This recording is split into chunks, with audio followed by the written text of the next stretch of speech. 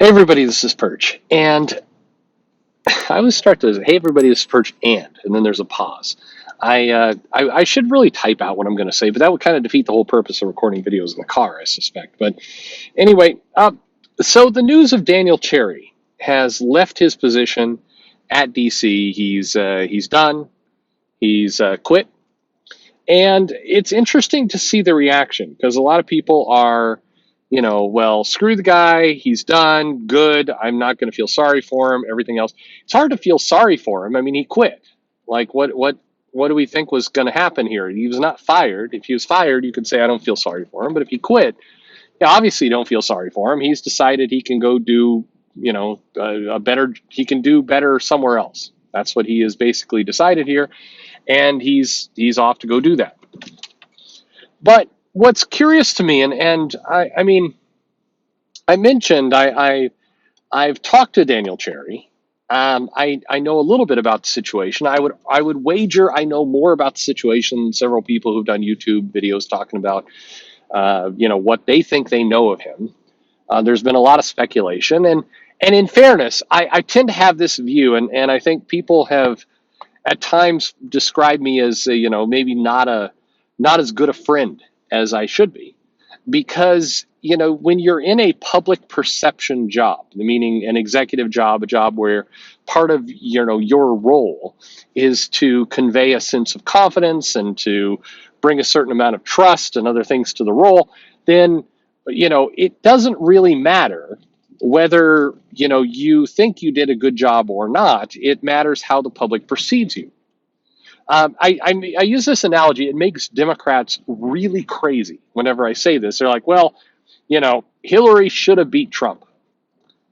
Okay, you know, you can say that, you can believe it, you can do whatever you want, but at the end of the day, she did not.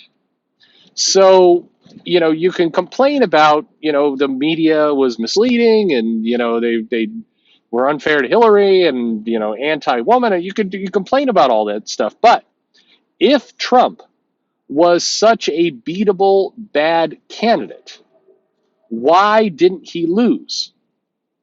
At some point it's like you should, if he was so crappy as a candidate, then you should have beaten him. The fact that you didn't, that's on you. You still got to win. At the end of the day, that's the rough part about politics. You still have to find a way to win. If you can't find a way to win, I mean, you can make all the excuses in the world for why you should have won, but you didn't win. And so, I mean, it's same thing kind of with Daniel Cherry. I think that a lot of the description of his job and what he brought to the table, and a lot of people got very hung up on his LinkedIn and some things he posted on Twitter, and they made some judgments that were, I don't think, accurate to the person. But at the end of the day, if your job is perception, you manage that perception. I can say all day long, yeah, people should, probably view this a different way, but it really is your responsibility to make sure that your perception is carrying out the way you want. If your job is to be a public face of a company, that public face is on you. You ultimately have to carry it through, and for better or for worse or for whatever it happened to be, he struggled to do that. He never really got to be the evangelist that I know he wanted to be. I think Daniel Cherry, again, you can take my word for it or not, but he was a genuine comic fan. He actually was. He liked comics. He had some deeper knowledge about comics.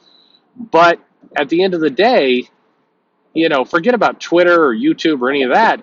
It never really came across. The normie audience out there never really got the feeling that Daniel Cherry was an ambassador of comics, which is what he wanted to be. He never was able to pull that off, and that at the end of the day is on him. It's not on the fans for not understanding. It's on the guy whose job it is to, I mean, I guess part of my this is where people call me Perch the Communist. If you're being paid a high 6-figure, 7-figure salary, then you got to do tough things. Your job is hard. Like you're not getting a lot of sympathy for me that your job is hard. You're being paid really good money to create miracles. So go create a miracle. That's on you. But not about Daniel Cherry. Here's my question, and I feel like this question is going to make some of you very uncomfortable, but I have to ask it. So this is the big hypocrisy of, quite frankly, a lot of you who I think comment on my videos and make other comments. I notice this. I'll just say it this way. Someone like Daniel Cherry gets a ton of hate. I posted the video that he's out at DC, and he's quit, and a bunch of people, good riddance, goodbye, social justice advocate Daniel Cherry, screw him, he's a socialist. All the various things. There's not a lot of people who are like, oh man, this is a shame. Everybody was pissed.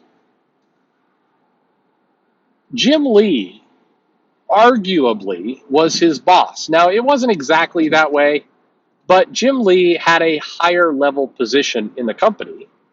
Jim Lee has a role within DC where if Jim Lee said, you know what, I'm putting my foot down, I don't like this guy, I'm done. Chances are Jim Lee could block a hire.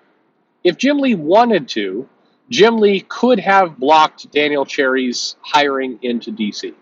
Believe it or not, yeah, he could have. He had that power. And before you say, oh, well, the company's going to go for, blackmail, Jim Lee is not white. Okay, just in case you were unaware. Okay, Jim Lee is not a white male. If you're saying that, white males have no power, Jim Lee has power. He is not a white male. Jim Lee has a decent amount of power at DC. Okay, so my question is this. Why is Jim Lee letting this stuff go on? If you are very frustrated with turning, Superboy gay or bisexual, whatever it happens to be, Superman getting, the at least a suggestion that Superman was raped. By the way, to the jackass who came in and wanted to comment about the Superman video, look, dumbass, if you're going to watch the video and make comments on it, you can't diverge into some alternate reality of what was said in that video. I said in the video with Superman Red, White, Blue that absolutely John Ridley gave off the appearance that Superman had been raped in that thing. The original content material it was drawing from, he was not. He and Batman were in a prison camp and everything else. But don't come in there and be a jackass and be like, oh, Perch says it's okay for Superman to be raped. Screw you. So I'm going to boot you off the channel if you pull that crap, okay? Just don't stop with the bullshit, all right? But my question is this. Why is it that people are willing to give Jim Lee pass after pass after pass when, hey, newsflash, Jim Lee is in charge. If Jim Lee did not want to have bisexual Superman, there would not be bisexual Superman. Period. I find it bizarre that people bend over backwards and go through all kinds of mental gymnastics to protect Jim Lee. Is it because at one point during his career he drew Rogue with super tits in the Savage Land? Is that why? That we're all like we really love that picture of Rogue in the tattered leather kind of grass outfit when she was boning Magneto in the Savage Land. Is that why we're willing to give Jim Lee a pass over all this stuff? Because it's really weird that that we're fully willing to shit on every other member of DC except the guy who is actually in charge, who has the ability to basically put his foot down and make these decisions. If you are pissed that John Kent is bisexual in DC, you hate this movement, you're angry, it's social justice, LGBTQ agendas at play in DC, then guess what? You gotta be pissed at Jim Lee. Are you willing to be? Because I get pretty tired of people going, oh man, all these SJWs and old DC, all these guys putting his social agenda out. Man, I love Jim Lee. Hey, dumbass, Jim Lee's in charge. I find it very bizarre. People create these weird fantasies in their head, And I don't understand how or why of the like Jim Lee really actually hates all this stuff because at one point he drew Rogue with super tits. Did you forget the boobs on Rogue? He drew Rogue with really amazing tits. So we can't be pissed at Jim Lee. Come on, he drew the tits. How can you be pissed at a guy who draws tits? I mean, seriously, if there's one, look, I'm leveling with a lot of you because I know a lot of you are very upset about this stuff, and you're also upset about why is it that you get crapped on social media. Well, here's one reason why. You're willing to give the guy who is in charge of the company a complete pass for a lot of decisions the company makes, and instead you focus your attention on a lot of mid-level managers who arguably are being paid less than you and are making these decisions in a vacuum when, again, at any minute Jim Lee could come in and say, you know what, no, we're not going to do this. Tom Taylor, no, you do not. No, we're not going to have this. Tim Drake, no, no, not gay. No, refuse. He has that ability. Consider that for a moment. That this guy is in a position to actually make these changes. And I honestly sit here and wonder about this from time to time because here's another one that kind of not nearly at the same level of Jim Lee, because Jim Lee is often revered as one of the most amazing people in comics. At the same time, you are crapping on whatever the F they're doing with Wonder Woman this month. I don't know why I suddenly switched to censoring my language. We passed that point a long time ago. Am I right, folks? Anyway, why?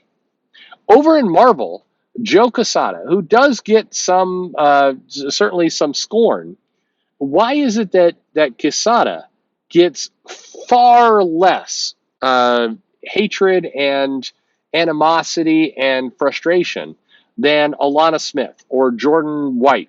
Why? You do realize that Joe Quesada could fire these people if he wanted to. He has that ability. And before you get into the whole, well, as a male figure, if he tried to fire them, they would never let him do that. No, he's actually in charge. He's fired other people at that level. He could do it if he wanted to. At the very least, even if he didn't fire them, he could put his foot down and say, yeah, no, we're not doing an America Chavez series. No, we're not doing that. No, we're not going to reboot Captain Marvel for the 50th time. No. As the head of the company here, as a person who's in control of the creative output of this organization, we're not going to do these things. We are not going to reveal that half the people on Krakoa are gay. No, we're not going to do that.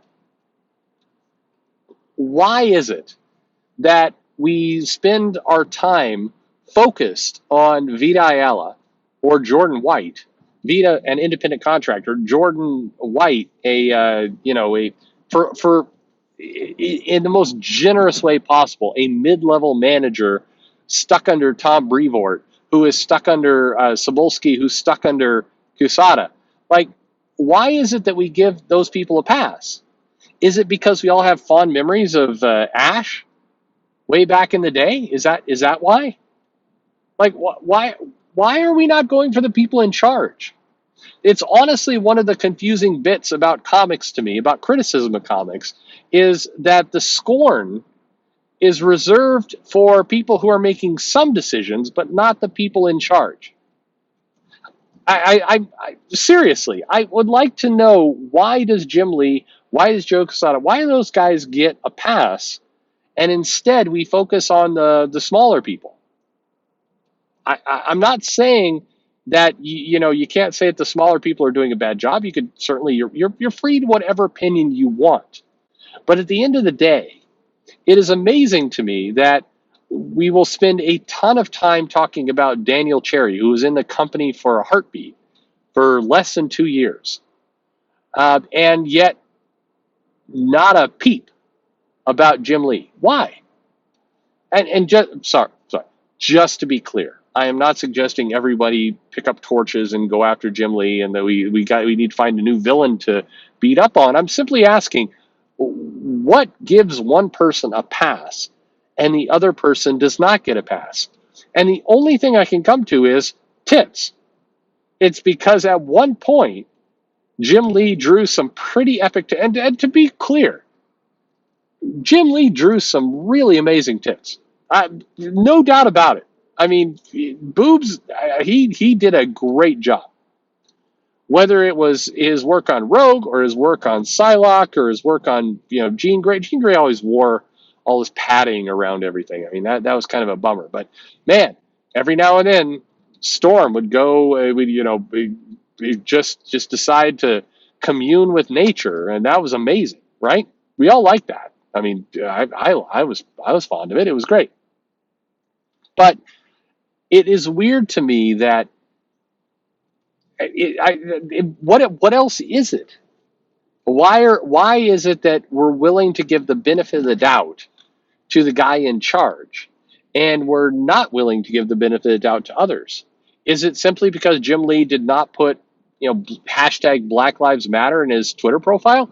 I mean, again, if you're not paying attention, Jim Lee has retweeted a bunch of social justice type topics in Twitter, but it doesn't seem to. No, it's like nobody cares.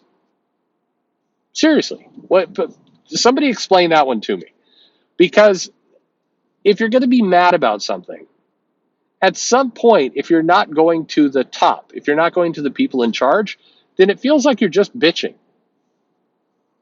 I don't know.